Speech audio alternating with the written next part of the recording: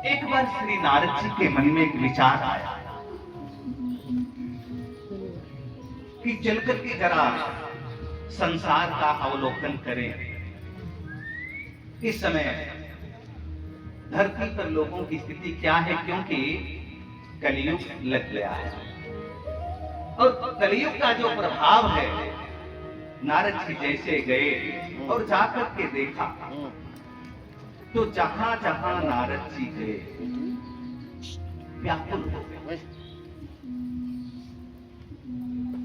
तीर्थों में गए और तीर्थों में जाकर के देखा तो तीर्थों में भी वही व्यापार चल रहा है। बड़े बड़े संत, बड़े बड़े आश्रम, बड़ी बड़ी व्यवस्थाएं।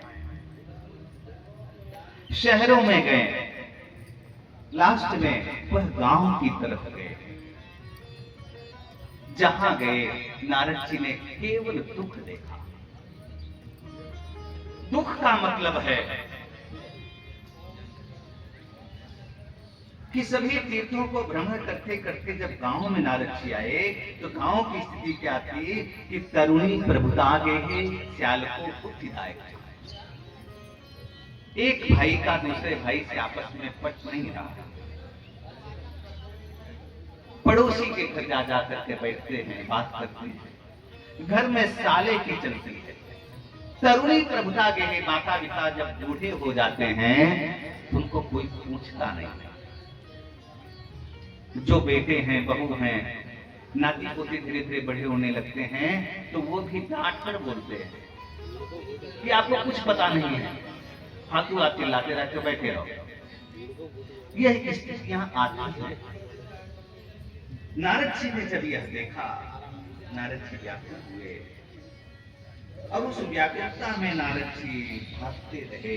और जब बद्रिका आश्रम गए वहां पर संकादियों ने मिले, संकादी ऋषि मिले और नारद जी की व्याकुलता को देख करके उन ऋषियों ने कहा कि रे नारद, तुम इतने व्याकुल कैसे हो? कथम ब्रह्म दीन मुखः कुता चिंता दुरो भवान, कुतश्चिंता दुरो भवान। हे नारद, तुम इतने व्याकुल क्यों?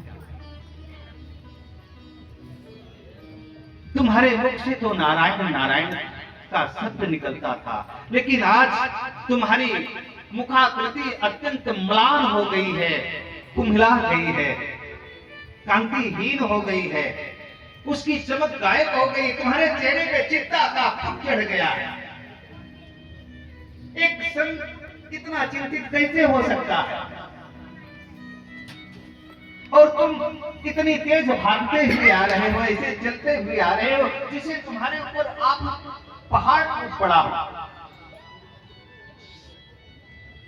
एक संत कभी अपने लिए नहीं जीता है, वह समाज के लिए जीता है, राष्ट्र के लिए जीता है, धर्म के लिए जीता है। आज नारद की दृष्टि जब संसार पे पड़ी, गांव में पड़ी, लोगों के ऊपर पड़ती है, देखते हैं कि घर की स्थितियां क्या है। लोग संस्कारहीन हो गए हैं। आजकल तो बड़ी व्यवस्था सबके हाथ में मिली हुई है, दिन भर मोबाइल लगे रहते हैं। अगर कोई पानी भी मांगता है तो कोई पानी नहीं देता है। एक संत को जब चिंता होती है तो क्रांति पैदा करता है।